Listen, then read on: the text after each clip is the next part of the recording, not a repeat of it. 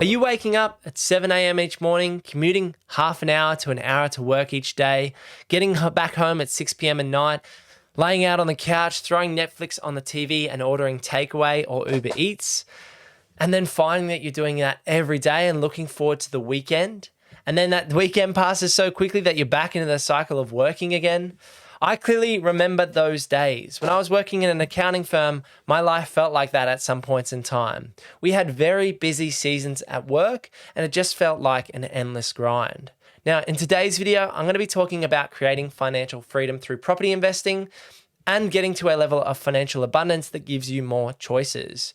I'm also going to discuss some of the negatives of becoming financially free and how you need to rechange or reset your mindset when it comes to wealth creation.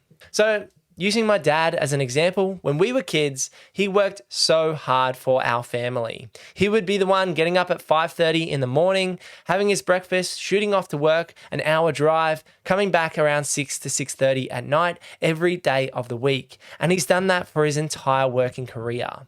Now, after seeing him work so hard for our family and give us an amazing education and give us access to so many opportunities, I wanted to do the same for my kids, but I wanted to try and go about it a different way.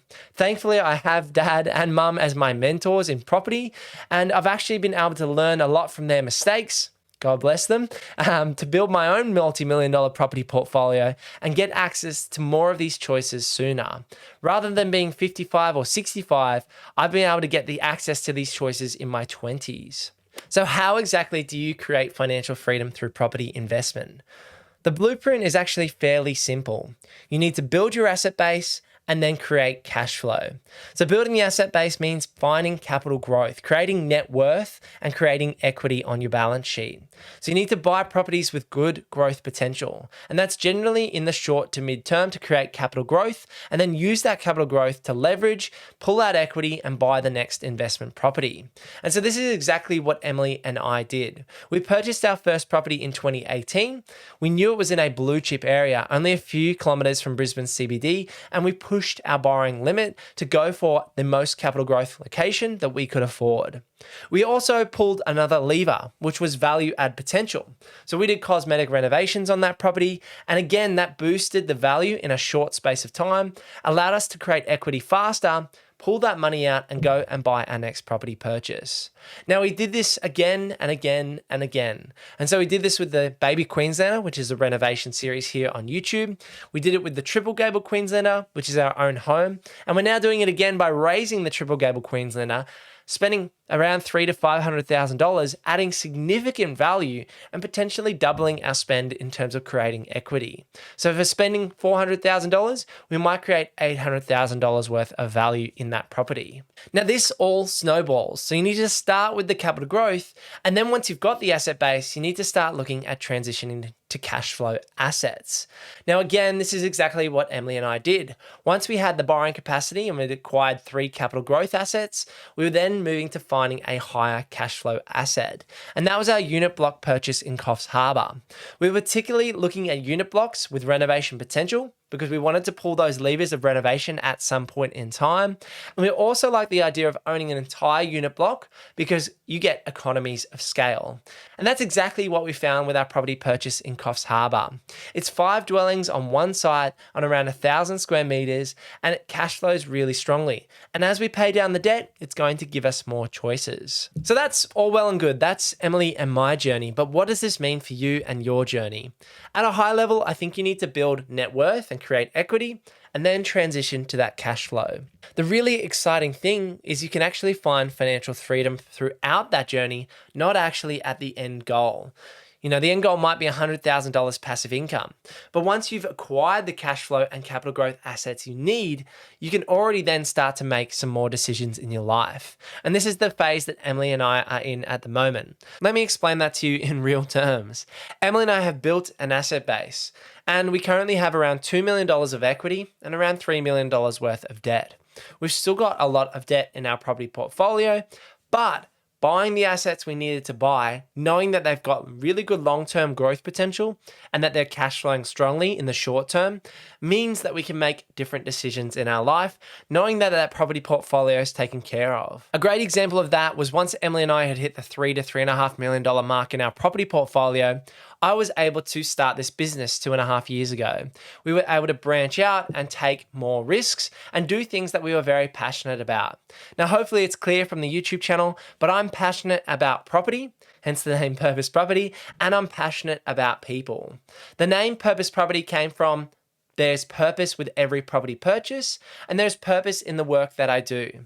This comes from my faith in Jesus and the way I like to live my life, and we try and encourage others by giving back through our business at Purpose Property, as 10% of our revenue goes to charity and helping people in need. So because my business was born out of my faith and out of the position that Emily and I were in financially, that's where we're able to make different choices. And so you can apply this to your own situation. Say you work out you're going to want $80,000 passive income, and you work out that 4 assets are going to get you there. If you buy 4 houses for $500,000 and they're all investments, and you can control a $2 million asset base, as those assets grow over time, you potentially sell one of those assets, you might build a granny flat on one of the other assets, and you can work out and see the end goal based on that property portfolio. Once you've acquired assets 1, 2, 3, and 4, that's where you can stop, breathe, and consolidate. And that's exactly what Emily and I did several years ago as we hit that point in our portfolio at around the $3 million mark in terms of asset value. Now, this might all be easy to understand in theory, but it's far more difficult to implement in real life and go out and execute on your own property portfolio. That's one of the reasons I run my own buyers agency here in Southeast Queensland. It's to help people buy the right property for the right price in the right location, whether it's for an investment purpose or whether it's for owner occupiers. It may be very easy to understand, but there's lots of intricacies and details that you need to know when building out your property portfolio. The purpose behind this video is to show you that you can reach financial freedom a lot sooner than having that $80,000 or $100,000 or $150,000 passive income. Once you've got your asset base, you are pretty much there. As long as the cash flow is strong, as long as you're confident in those assets' growth potential, then you can sit on that asset base and go and make different choices in your life. You can go out and start your own business like I did in building Purpose Property. You can go out and start a YouTube channel or change jobs. A lot of people are not happy in the job that they're working. For example, if my dad had been able to work a different job and potentially work, say, 4 days a week, or change his hours so he could work 9 till 3, or have a bit more flexibility. Times have changed. Obviously, it was different in the 90s and the early 2000s to the working environment that we're in today with remote work and flexibility. But if you're able to build that property portfolio to a reasonable level that you know it's going to hit your end goal within a set period of time, then you can go and make different choices in your life. Start the business, have new hobbies, take some more time off work, and maybe have holidays 8 weeks of the year. That's the exact life that I'd like to create for myself and my family. I'd like to be able to help my parents out as they move into retirement. I'd like to be able to go to all the school events with the kids. I'd like to be able to continue running a business. I really do enjoy working with our clients, being on the ground, but that's why we manage it to 6 clients at a time. It's about creating quality in the things that you're doing. You don't need to push yourself to the limits all the time. I certainly know about that. I'm someone that likes to push their limits, and you've probably seen that in the Renovation series that's going on at the moment. I am the kind of person to push the limits and find where the boundaries are. But as you find those boundaries, it's about working out and creating quality in your life, not just looking for more money at the end of the day. And to round this out, I understand that it's not easy. The cost of living has gone up. Rents have gone through the roof. The property market prices are high. And I acknowledge that all these things are impacting people's daily lives. Emily and I were once in that situation. We lived in a terrible apartment. It had mold in the ceilings. The bathroom was disgusting. The kitchen was barely a bench top. We paid $320 per week to live in that property. And we lived there because I wanted to be decently close to my work at the accounting firm that I was working at, and only wanted to commute about half an hour to 40 minutes to work each day. But through some compromise and sacrifice, Emily and I were able to create a disparity between our income and our expenses to save as much money as we could. Once we were able to save that money, we were able to invest in assets and get that snowball rolling and get the compounding effect working for you. We also use strategies like advanced financing strategies and levers such as renovations to fast track our property portfolio. It's important to have that long-term vision and work out what you are working for and why, and that's going to keep you going. I know for me, it's about family and it's about my faith and it's about creating choices. And so continuing to run this business, continuing to spend time with my family and have choice about the things that I do and still having those stretch targets. I still want to buy and build and renovate a motel one day. And I still want to have those stretch targets to build the property portfolio to $10 million. It's still good to push yourself forward, but it's also important sometimes to settle, look at your position and work out if you can make changes now. So if you stuck around to the end, make sure you drop a like on this video, subscribe to the channel down below, and I'll see you in the next one. Peace.